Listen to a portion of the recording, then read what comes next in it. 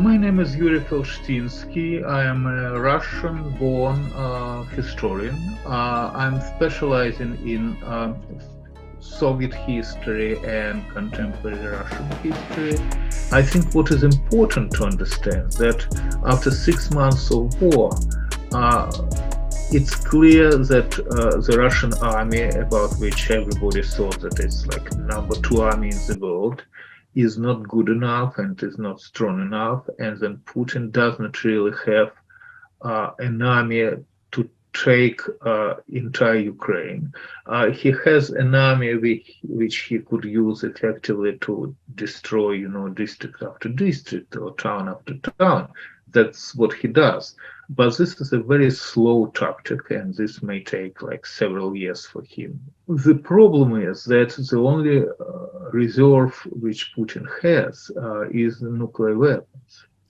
And I think there are people around him, and probably he himself, who are thinking about possibility to use it, because otherwise they are not able to win the war, any war, even against Ukraine.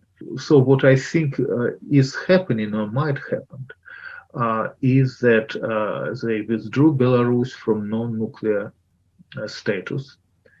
And Lukashenko stated several times that he would like nuclear weapons to be returned back to Belarus.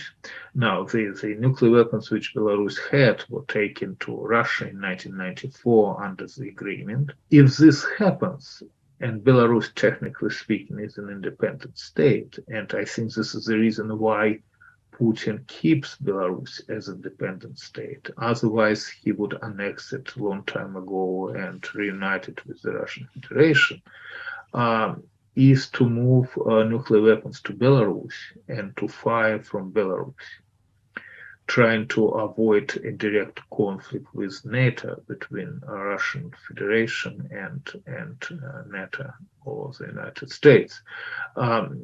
So this is a very dangerous situation. They actually named 3 countries. I mean Russia and Belarus. They named 3 countries which they consider to be dangerous for them.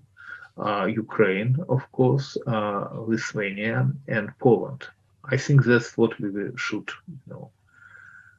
try to watch carefully. And if nuclear weapons are being transferred to Belarus, this would be a major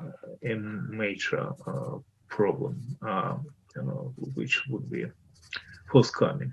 And then I think what is important to understand to avoid this nuclear confrontation, because sooner or later Putin would have no choice, I have to say, but to use nuclear weapons. Otherwise, he would lose the war.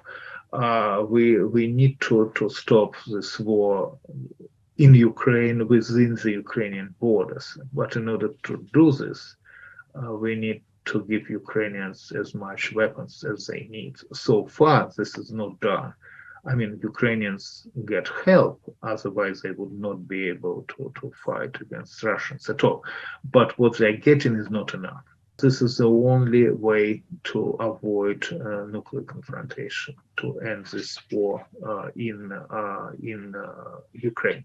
So if we want to end this conflict, we have to use Ukrainian assistance while it's available, because it seems to be that Ukrainians so far are actually saving Europe from the Russian